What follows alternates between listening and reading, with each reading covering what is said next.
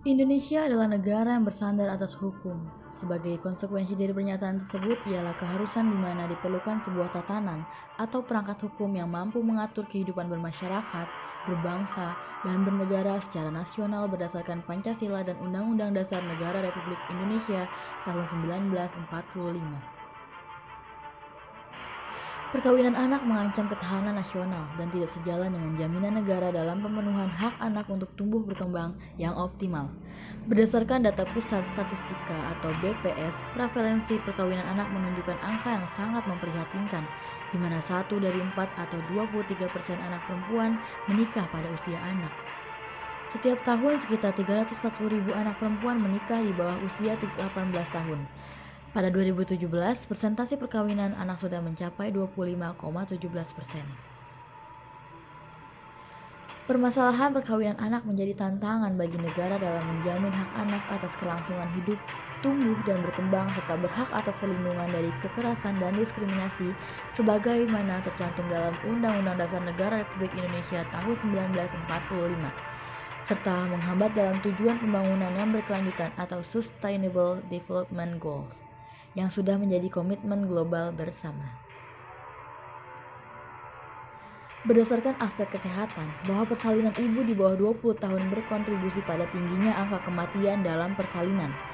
Dalam data SDKI 2017, ada 7% wanita umur 15-19 tahun sudah pernah melahirkan atau sedang hamil anak pertama. Obstetri dan ginekologi menyatakan bahwa dampak kehamilan remaja mencakup banyak aspek, yaitu yang pertama ada keguguran, yang kedua ada anemia pada kehamilan, yang ketiga ada malnutrisi ibu, yang keempat ada tekanan darah tinggi, yang kelima ada ekslampsia, yang keenam ada kelahiran prematur, yang kedelapan ada kelahiran bawaan, yang kesembilan ada CPD.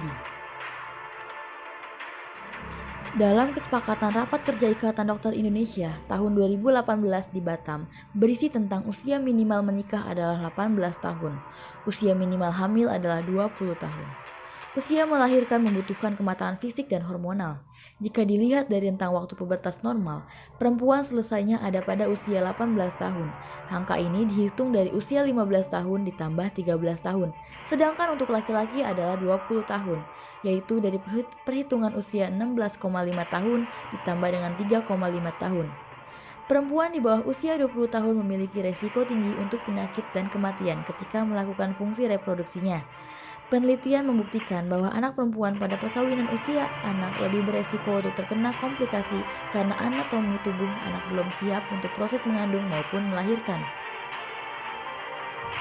Lalu bagaimana upaya yang harus kita lakukan untuk meminimalisir terjadinya pernikahan dini tersebut?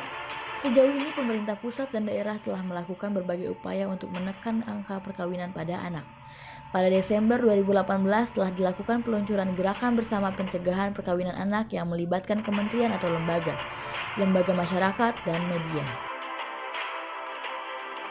Beberapa daerah juga menunjukkan inisiatifnya, misalnya seperti pemerintah daerah Nusa Tenggara Barat yang telah mengeluarkan surat edaran gubernur bahwa anak perempuan yang telah dibunuh tidak perlu menikah, tetapi dapat menunggu hingga mereka berusia 18 tahun atau telah lulus dari sekolah menengah atas atau SMA, dan mereka baru bisa diperbolehkan untuk menikah. Dan kita sebagai mahasiswa juga bisa berperan dalam membantu meminimalisir angka pernikahan dini di Indonesia, yaitu dengan melakukan pengabdian masyarakat dengan melakukan edukasi tentang pernikahan. Sekian dari saya, terima kasih.